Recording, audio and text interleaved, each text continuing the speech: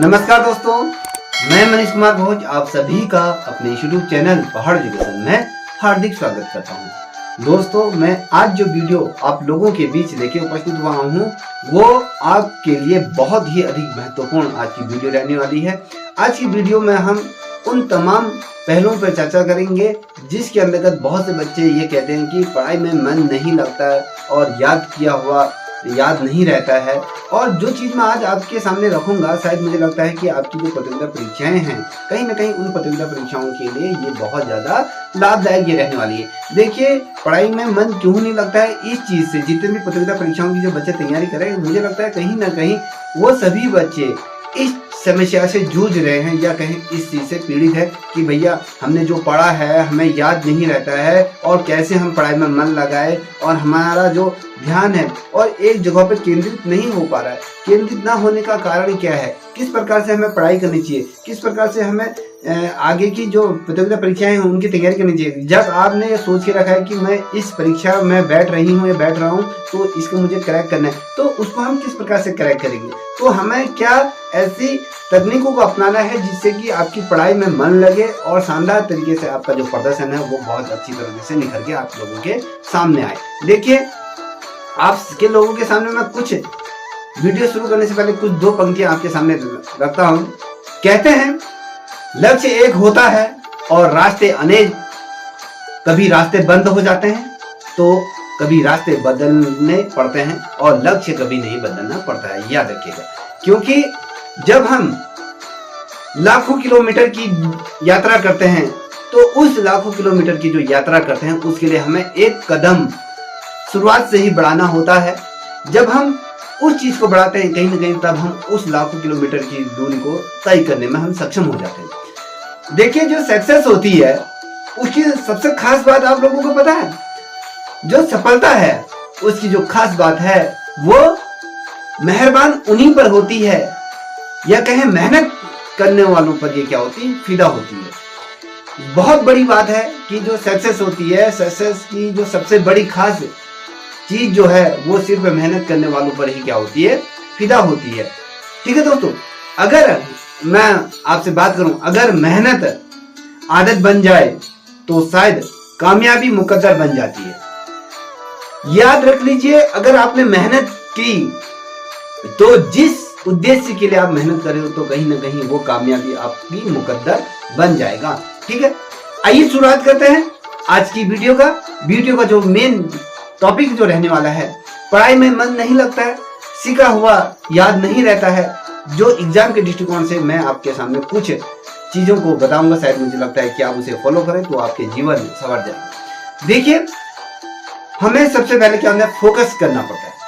अब हम फोकस कैसे करें, क्या होता है, लगातार कभी कभी क्या होता है आप लोगों के साथ, लगातार पढ़ाई करते समय क्या होता है, आपका मन भटक जाता है या कहें फिर आप जब स्टडी करने के लिए जब बैठते हो या उस पर फोकस करते हो तो आपका फोकस जिस चीज के लिए आप फोकस कर रहे हो उस पर फोकस नहीं हो पाता है। तो आपको कुछ आदतें बदलने की जरूरत होती है। जो आज आदतें आप जब बदलोगे तो कहीं ना कहीं निश्चित रूप में उसका फायदा आपको आने वाली जो प्रतियोगिता परीक्षाएं हैं वहां पर आपको होगा। देखिए, लगातार जब हम स्टडी करते हैं तो स्टडी करना हमारे लिए बड़ा आसान नहीं होता है, बिल्कुल भी आसान नहीं होता, याद रखिएगा। शायद आपको भी ये जवाब मुझे लगता है कि पता होगा कि जितने भी स्टूडेंट हैं उनको कभी ना कभी निराशा आ जाती है या कहें उबासी आने शुरू हो जाती है या बोर होना शुरू हो जाता है या कहें टेक्निकल चीजें दिमाग में दौड़ती रहती हैं कि यार मैं इस पे फोकस कैसे करूं, या कहें आपको थकान हो जाती है, आपकी मानसिक थकान आपके ऊपर हावी हो जाती है। अब जो मानसिक थकान आपके ऊपर हावी हो जाती है, उस मानसिक थकान से किस प्रकार से आपको लड़ना है, उस चीज से कैसे निजात पाना है, उससे किस प्रकार से आपको पार करना है। तो इस स्थिति में स्टडी की अगर बात करूं, जो एक्टिव जो रीडिंग होती है ना, उसकी हमेशा क्या होती है, लय टूट जाती है। जब आप लगातार 2 घंटे पढ़े तो आपका मन जब विचलित हो जाता है, जब एक जगह ध्यान केंद्रित नहीं रहता है, तो इस कंडीशन में क्या हो जाए, जो एक्टिव रीडिंग होती है ना उसकी कहीं ना कहीं लय टूट जाती है। जबकि ये सफलता पाने की बुनियादी तकनीक हम इसको मानते हैं। पढ़ाई में जो मकबूल हो जाता है, या कहें अपने को केंद्रित रखता है, या कहें जो क्या करता है, कभी कभी हमारे क्या होता है, समय की बचत को हम सोच के चलते हैं कि हमारा समय का बचत होगा, हम इस जो हमारा जो टॉपिक है उस टॉपिक को हम दोबारा दोहरा लेंगे। ठीक है, यदि आप फोकस होकर अगर पढ़ोगे तो आपको जो आपकी जो टॉपिक है अगर आपने शानदार तरीके से पढ़ लिया तो उसको दोहराने की जरूरत कभी भी नहीं पड़ेगी। कभी होता है ना कि आपने कोई आर्टिकल पढ़ा, उस आर्टिकल को पढ़ने के बाद आपको ध्यान रहता है कि यार इस आर्टिकल में क्या है। कभी ऐसा होता है कई बच्चों के साथ, कुछ आर्टिकल पढ़े आपने पढ़े और वो भूल जाते हैं, कुछ में क्या होता है वो दिलचस्पी के तरीके से पढ़ते हैं। तो ये तमाम चीजें आपके मैं सामने रखूंगा। अब मैं बात करूंगा दोस्तों, इस चीज को भी बड़े ध्यान से सुनिएगा। देखिए, पढ़ाई में मन नहीं लगता है, रीजन क्या है? अक्सर जितने भी स्टूडेंट हैं उनकी मेरे पास शिकायत रहती है कि हमारा मन पढ़ाई में नहीं लगता है सर। कहते हैं कि हम पढ़ने बैठते हैं और नहीं हो पाता है। हम पढ़ने की कोशिश तो बहुत करते हैं पर मन नहीं लगता है, और पढ़ने बैठते हैं तो मन क्या होता है, भटक जाता है। सीधे तौर पर अगर हम बात करें तो ये मन का क्या है, एक खेल है। ठीक है, अगर मैं मोटे मोटे तौर पे अगर सीधे तौर पे अगर कहूँ तो ये कहीं ना कहीं मन का खेल है। अगर आप स्टडी करना चाहते हैं तो किसी कारणवश अगर मैं कहूँ आपका ध्यान उसमें नहीं लग रहा है तो सबसे पहले आपको अपने मन को क्या करना पड़ेगा, शांत करना पड़ेगा। अपने मन को ना लगने का कारण का पता लगाना आपको चाहिए कि भैया मेरा मन क्यों नहीं लग रहा है, मेरा मन विचलित क्यों हो रहा है। मन इसलिए भी नहीं लगता है कि आपका गोल जो है कहीं ना कहीं डगमगा रहा है, आपका फोकस है नहीं, आपको शायद मुझे लगता है नौकरी की जरूरत है ही नहीं। यदि आपकी नौकरी की जरूरत आपकी जिद बन जाए ना तो निश्चित रूप में आप उस चीज को पार लोगे। क्या होता है, कभी क्या होता है जब मन नहीं लगता है तो मन ना लगने के 10 कारण कभी कभी हो सकते हैं। मुझे जहां तक मैं अपने आधार पे अगर बताऊं तो क्या होता है, कभी किसी के दबाव में पढ़ना शुरू करते हो। आपने कहा कि आपकी मम्मी ने कहा पढ़, आपके पापा ने कहा, आपके भाई ने कहा, तो कहीं ना कहीं उस दबाव में आप सिर्फ पढ़ने के लिए बैठते हैं। मन कहीं ना कहीं अगली जगह, यार मेरा दोस्त आज मूवी देखने गया है तो मुझे भी जाना था, और मगर क्या करे पिताजी ने मुझे यहाँ पर बैठा दिया, तो मूवी किस प्रकार से होगी। तो आपका मन, तो आप बैठे तो यहाँ पर हो ना, बैठे यहाँ इधर पे हो, मगर आपका मन जो विचलित है वो आपकी मूवी में है। ठीक है, तो सबसे पहले क्या करे कि जो किसी भी दबाव में आपको पढ़ाई करना पड़ता है मन ना लगने का कारण, और पढ़ाई के लिए आपके पास क्या होता है, एक उचित वातावरण भी बिल्कुल भी नहीं बन पाता है। ठीक है, यदि आपको पढ़ाई करनी है तो आपके पास एक अच्छा वातावरण होना अत्यंत अनिवार्य होता है। देखिए, स्टडी का अगर मैं कहूँ उचित समय आपको तय करना होगा। ठीक है, क्या होता है जब आप स्टडी करते हो, जब मन ना लगने का कारण मैं बता रहा हूँ कि स्टडी का जो उचित समय तय नहीं होता है आपका, पहले तो सबसे पहले, और सब्जेक्ट या जो टॉपिक है आपको जो समझ में नहीं आ रहा है, तो आपने पढ़ा है, पूरा दिन पढ़ लीजिए, आप पूरी रात पढ़ लीजिए, मगर आपका जो सब्जेक्ट है, जो टॉपिक है, वही समझ में नहीं आ रहा है, तो कहां से होगा।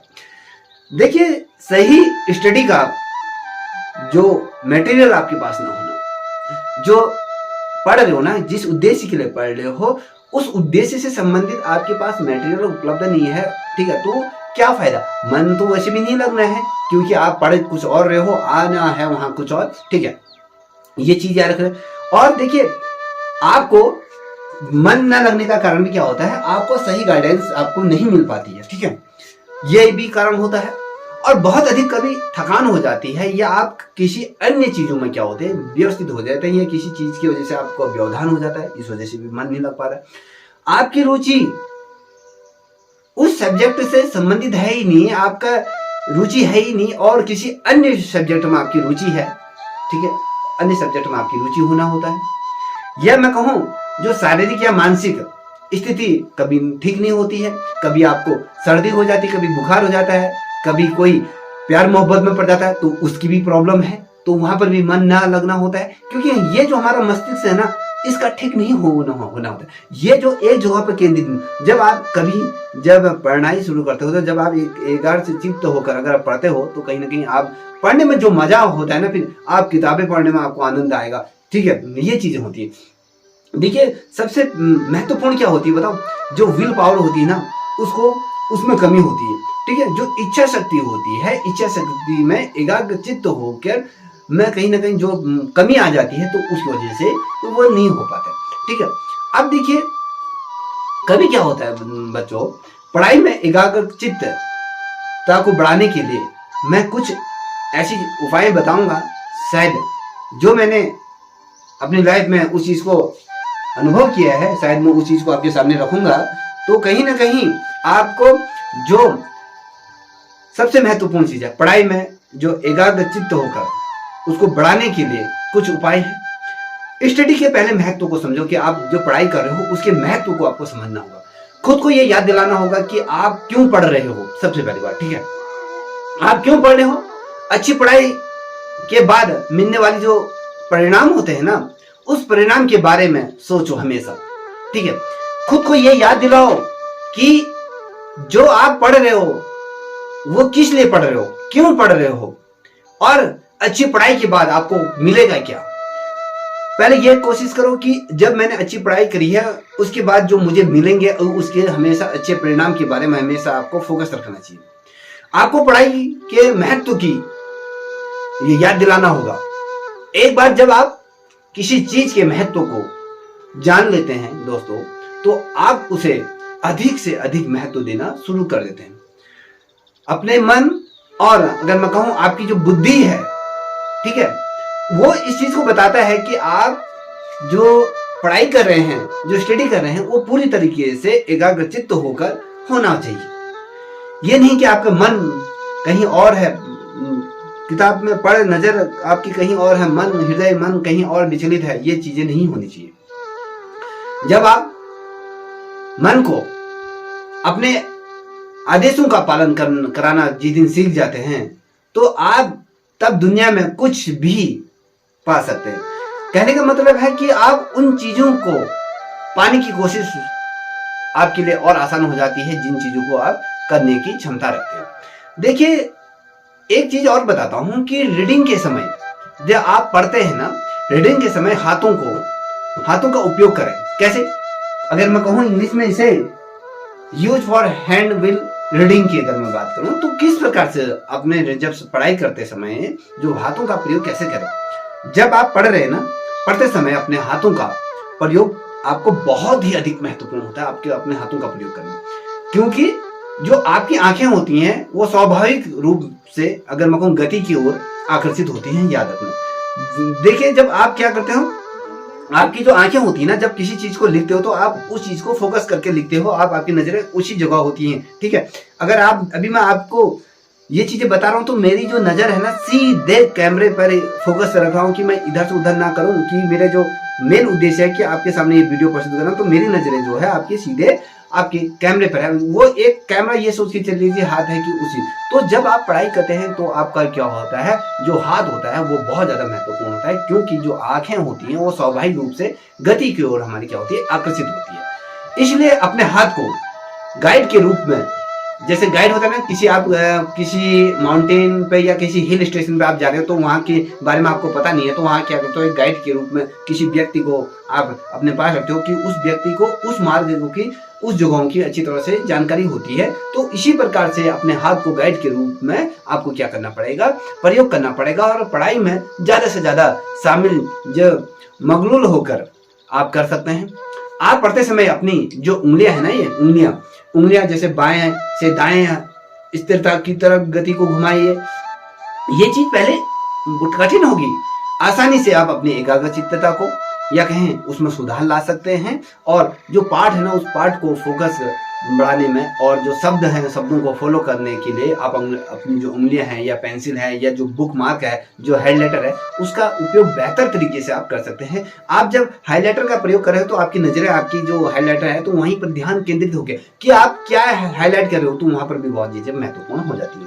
अब मैं बात करूं कि कभी क्या होता है, हम उन मामलों में भी ये चीजें मददगार होती है जब हम स्टडी के दौरान हम क्या करते हैं, जब केंद्रित होकर केंद्र करने में जो कठिनाइयां होती हैं, तो आप कहीं ना कहीं एक पंक्ति के कई बार उसको क्या करते हैं, पढ़ने की कोशिश करते हैं और उसको करने में कहीं ना कहीं सफल भी होते हैं, ठीक है।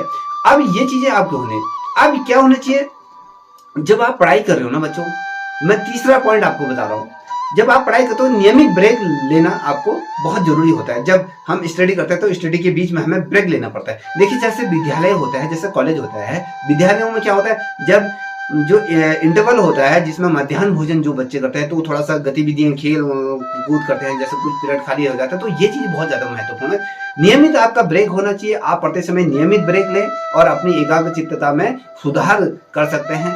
अगर मैं कुछ उदाहरण के तौर पर आपको समझाने की कोशिश करूं, अगर आपके पास पढ़ने के लिए बहुत कुछ है तो 15 से आप 20 मिनट के लिए क्या करें, तक पढ़ने के बाद छोटे छोटे ब्रेक लेना चाहिए। आप ये नहीं कि 20 आधा घंटे का ब्रेक नहीं, 10 मिनट का या 5 मिनट का या 15 मिनट का ब्रेक ले, ठीक है, इतना होना चाहिए। देखिए ये ब्रेक का किस प्रकार से कम 1 मिनट से भी कम का हो सकता है, या फिर कहें ये 10 मिनट का होता है, 15 मिनट का हो सकता है।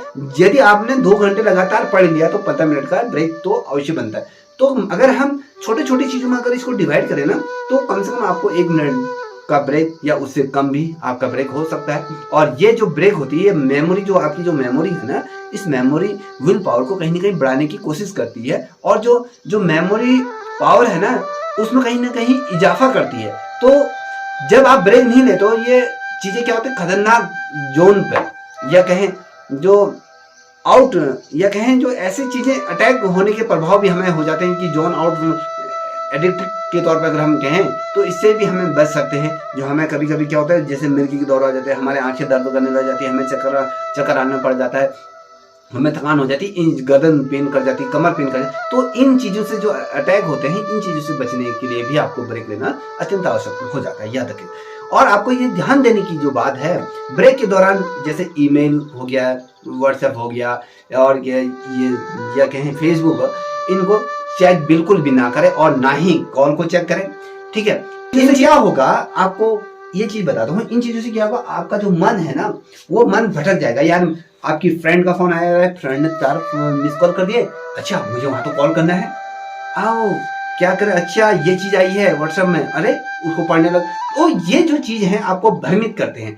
तो पढ़ाई के दौरान जो बच्चा सफलता पाना है, तो आप जो ये मीडिया, जो सोशल मीडिया है, तो उससे दूरी बना लीजिए। आपके पास व्हाट्सएप है तो उसे डिलीट मार दीजिए, फेसबुक है उससे भी हटा दीजिए, अगर इंस्टाग्राम चलाते तो उसे भी डिलीट करें। जब आपके पास वो साधन उपलब्ध नहीं होंगे, तो जब आपका फोन आएगा तो आप सिर्फ फोन में रिसीव करोगे, तो और चीज है नहीं, तो उस पर आपका ध्यान नहीं रहेगा, और जो आपका है जो स्टडी है वो एक फोकस तरीके से आप उसको कर पाओगे। देखिए क्या होता है, ना कॉल मिले, जितने भी जो आपको भटकाते हैं उनसे बचें, और अपने समय को, एक हिस्से को क्या करें, जो जिस चीज के लिए आप देखने, मान लीजिए आपने रील देखने लगे आप, या यूट्यूब को देखने लगे, या कॉल में अपना जो समय व्यतीत करोगे, तो वो चीज आपका एक हिस्से में जो वो चीज है बच जाएगा, और वो चीज आपकी क्या होगी, पढ़ाई में समर्पित होकर, और आप अधिक से अधिक जो टॉपिक है ना, उन टॉपिकों को क्या कर सकते हैं, कवर कर सकते हैं, और उन चीजों को तुम आसानदार तरीके से कर सकते हैं।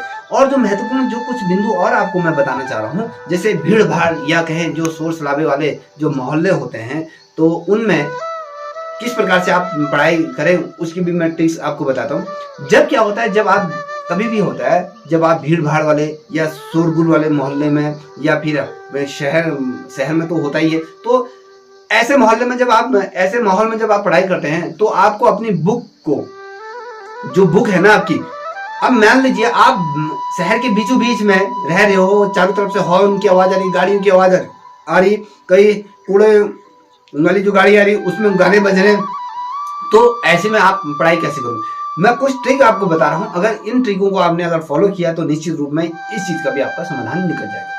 तो ऐसे कंडीशन में क्या करना चाहिए, आपको जो आपकी बुक है ना, उनको ऑडियो संस्करण में आपको क्या करना पड़ेगा, सुनना पड़ेगा। उन चीजों को आप क्या करें, अपनी जो चीजें आपने हैं तो ऑडियो बुक उनको डाउनलोड कीजिए, उनको जो आपको चैप्टर है उनको आप क्या करें, हेडफोन के माध्यम से अपने कानों में लगाएं, और जो वाक्य है उन वाक्यों को कहीं ना कहीं फॉलो करें। ये ना कि केवल आपको जो बैकग्राउंड जो शोर है वो आपका खत्म हो जाएगा, और कहीं ना कहीं जब वो खत्म हो जाएगा तो कहीं ना कहीं आपको पढ़ाई का जो वातावरण है, जो आपका वातावरण है, उसमें कौशल में भी कहीं ना कहीं सुधार आपको देखने को मिलेगा। जो ये जो ट्रिक मैं आपको बता रहा हूँ, ये बहुत ही ज्यादा आपका क्या होगा, कारगर ये सिद्ध होगा। हमारे साथ भी एक आपको मैं बताऊं, इससे पूर्व मैं जो स्टडी डिपार्टमेंट में मैं कार्यरत था, तो वहां पर एक फरदीन खान करके एक हमारे सर थे, वो क्या करते थे, कार्यालय में बहुत ज्यादा शोरगुल हुआ करता था, तो वो जो अपने रात में जो पढ़ाई करते थे तो उसकी वो ऑडियो रिकॉर्ड कर लिया करते थे। ठीक है, वो शब्दों जैसे आपने जिस प्रकार से मैं बोला हूँ कि कोई चैप्टर है, उस चैप्टर को उन्होंने उच्चारित किया और उसका रिकॉर्डिंग कर दिया, और उस चैप्टर को अगर दोहराना है वो क्या करते थे, ईयरफोन लाके अपना कार्य करते रहते थे और ईयरफोन के माध्यम से उन चीजों को सुना करते थे। तो कहीं ना कहीं वो चीज उनका ये जो कॉन्सेप्ट था वो क्लियर हो जाता था। तो इससे क्या होगा, आपकी जो लर्न करने की जो क्षमता है, जो सुनने की क्षमता, उसमें भी वृद्धि होगी, और जो ये ट्रिक होती है वो हमेशा कारगर सिद्ध होती है। लेकिन कभी कभी इससे क्या होता है, कभी नुकसान भी हो जाता है, आपको उन चीजों की आदत पड़ जाती है। देखिए इससे क्या होगा, जैसे आप ऑडियो बुक सुन रहे हो तो आपकी जो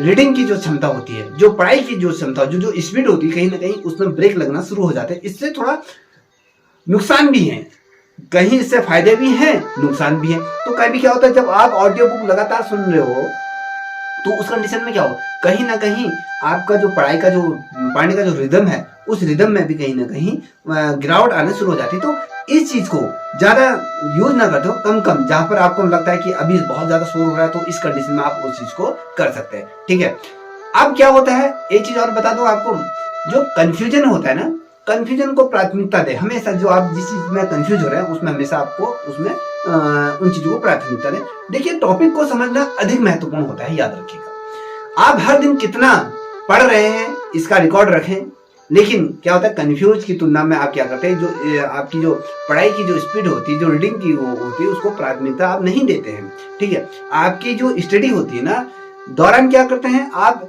एक और जो ट्रिक जो होती है उन चीजों को अपनाना शुरू कर देते हो, या कहें अपना सकते हैं। ठीक है, वो क्या है, इसके तहत आप क्या कर सकते हैं, जो पढ़ाई के दौरान आप बच्चों विशेषकर बिना जो चीजें हैं ना, कुछ ऐसी चीजें होती हैं जो नोट्स हैं होती हैं, उन चीजों को अपने हाथों से लिखने की कोशिश करें। जो प्रश्न है उन प्रश्नों को, उत्तरों को लिखने की कोशिश करें।